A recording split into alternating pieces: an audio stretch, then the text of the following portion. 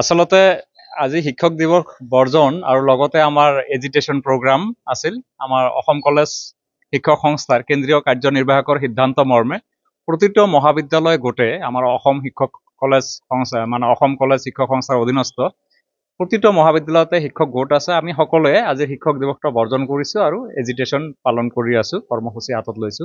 ইয়াৰ মূল কাৰণ হ'ল যে আমাৰ পদোন্নতি প্ৰমোচন যেটোক আমি কওঁ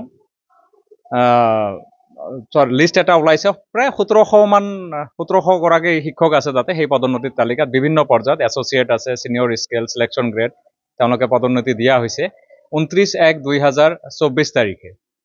সেই সময়ত আচলতে লিষ্টটো ওলাইছে দেৰিকৈ আৰু এতিয়া ফিক্সেশ্যনৰ সমস্যা, ফিক্সেশ্যন কৰিব লাগে। যিবোৰ প্ৰমোশ্যন পাইছে তেওঁলোকৰ আকৌ ৰিভাইজ নতুন যিটো বৰ্ধিত দৰমহা এইটো ফিক্সেশ্যন কৰিব লাগে। এইটো এটা প্ৰচেছ উচ্চ শিক্ষা সঞ্চালকালয়ৰ।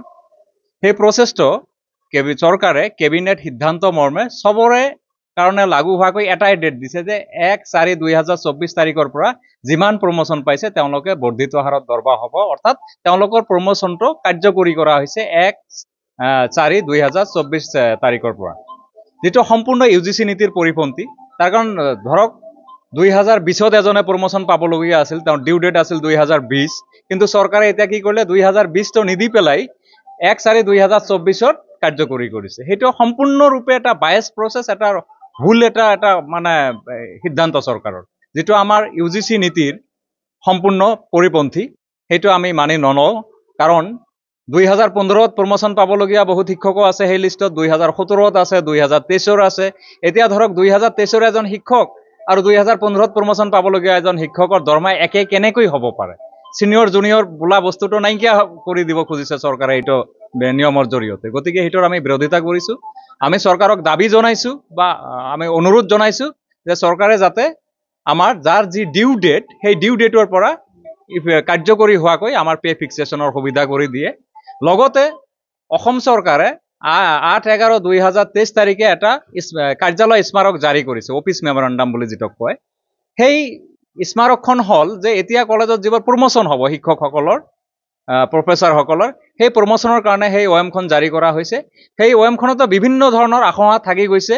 সেইটো UGC নীতি ভায়োলেট কৰা হৈছে। যিহেতু আমাৰ কলেজ বা ইউনিভাৰ্চিটিসমূহ UGCৰ নিয়মত চলে, আমি দৰমহা পাওঁ UGC পে স্কেলত। গতিকে আমি অসম চৰকাৰক অনুৰোধ জনাইছো চৰকাৰে সেই ত্ৰুটি যিবোৰ আছে সেই OM-খনত সেইবোৰ সংশোধন কৰি আমাৰ UGCৰ যি ৰুল দিয়া হৈছে, নিয়ম দিয়া হৈছে, সেইমতে যাতে আমাৰ শিক্ষকসকলক পদোন্নতি দিয়াৰ ব্যৱস্থা কৰে।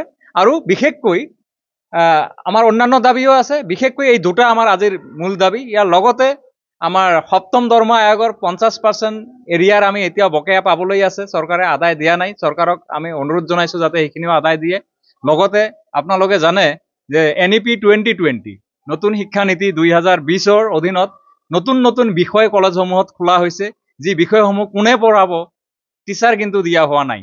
এতিয়া ধৰক মই এজন আৰ্টছৰ টিচাৰ বা লিটাৰেচাৰৰ টিচাৰ, সেই টিচাৰজনে ছায়েন্সৰ ছাবজেক্ট MDC যিটো multi disciplinary course, ability enhancement course, skill enhancement course, এইবোৰ নতুনকৈ পঢ়াব লগা হৈছে। যাৰ কাৰণে হয়তো শিক্ষকজনেও ভালকৈ টিচিং যিটো 100% এফিচিয়েণ্টলি টিচিং দিব লাগে সেইটো হোৱা নাই, বা ছাত্ৰখিনি হয়তো লছ হৈ আছে, ভালকৈ বুজি পোৱা নাই। যিহেতু ছাবজেক্ট বেছি কৰা হৈছে আৰু যেনিবা আমি সেই বিষয়টো আয়ত্ত কৰিলোৱে। আমাৰ মাননীয় শিক্ষামন্ত্ৰী মহোদয়ে কৈছিল যে মাল্টি ডিচিপ্লিনাৰী মানে শিক্ষকসকলেও মাল্টি ডিচিপ্লিনাৰী হ'ব লাগে। আমি হ'ম বাৰু, অসুবিধা নাই। আমি ইকনমিক্সৰ মানুহে পলিটিকেল চায়েন্স পেপাৰো পঢ়াব পাৰিম, ঠিক তেনেকৈ পলিটিকেল চায়েন্সৰ মানুহে হিষ্ট্ৰী পেপাৰ বা হিষ্ট্ৰীৰ মানুহে ইকনমিক্স পেপাৰ পঢ়াব পাৰে, সেইটো অসুবিধা নাই। কিন্তু শিক্ষকৰ সংখ্যাটো বৃদ্ধি পোৱা নাই। আমাৰ ক্লাছ লোড যিটো ৱৰ্কলোড যথেষ্ট বৃদ্ধি পাইছে। এজন শিক্ষকে যদি দিনত 6টাকৈ ক্লাছ কৰিব লাগে, সেইটোতো কথা হ'ব নোৱাৰে। UGCয়ে নিয়ম দিছে যে আমি এছ'চিয়েট টিচাৰ যিবোৰ প্ৰফেচাৰ আছে তেওঁলোকে যিটো সময় থাকিব লাগে 5 ঘণ্টা 40 মিনিট বা 6 ঘণ্টা, তাতকৈ এছিষ্টেণ্ট প্ৰফেচাৰে বেছি থাকিব লাগিব। ইয়াত কেৱল কলেজত থকাটো ক্লাছ কৰাক নুবুজায়। ক্লাছৰ প্ৰিপাৰেশ্যন, লাইব্ৰেৰীত বহি কিতাপ পঢ়া ষ্টুডেণ্টৰ কাৰণে, এটা ক্লাছৰ পৰা আহিলোঁ তাৰপিছত বেলেগ এটা ক্লাছত যাম, মইতো কিবা এটা সাজু হৈ যাব লাগিব না। সেইখিনি গোটেই সময় কলেজৰ উন্নয়নৰ কাৰণে কাম কৰা, চিন্তা কৰা, বিভিন্ন ধৰণৰ কাৰ্যকলাপ, চেল এক্টিভিটি এইবোৰো কৰিব লাগে। সেইকাৰণে আমাৰ চৰকাৰলৈ অনুৰোধ যাতে তেওঁলোকে আৰু অতিৰিক্ত পোষ্ট সৃষ্টি কৰি সেইবোৰত শিক্ষক নিযুক্তি দিয়ে। এইবোৰে আজি আমাৰ মূল বিষয়, আজিৰ আমাৰ এজিটেশ্যন কাৰ্যসূচী। আপোনাৰ বিদ্যুতৰ বিল বেছিকৈ আহে নেকি? প্ৰতিমাহে অতিৰিক্ত বিদ্যুতৰ বিল আদায় দি হাৰাশাস্তিত ভুগিছে নেকি? চিন্তা নকৰিব, কাৰণ বিনামূলীয়াকৈ বিজুলী সেৱা প্ৰদানৰ বাবে ভাৰত চৰকাৰে আৰম্ভ কৰিছে এক নতুন আঁচনি। আপোনাৰ বিজুলীৰ বিল বিনামূলীয়াকৈ কৰাৰ বাবে আবেদন কৰক প্ৰধানমন্ত্ৰী সূৰ্য ঘৰ মুফ্ত বিজুলী যোজনাত। 1,30,800 টকা চৰকাৰী ছাবচিডিত আপোনাৰ ঘৰত সোলাৰ ইনষ্টলেশ্যন কৰি বিজুলী বিল সম্পূৰ্ণ বিনামূলীয়া কৰক। এই আঁচনিৰ বাবে আবেদন কেনেকৈ কৰিব? চৰকাৰী ৰেহাই মূল্যত কেনেকৈ আঁচনি লাভ কৰিব? অধিক তথ্যৰ বাবে এতিয়াই যোগাযোগ কৰক মা এণ্টাৰপ্ৰাইজৰ সৈতে।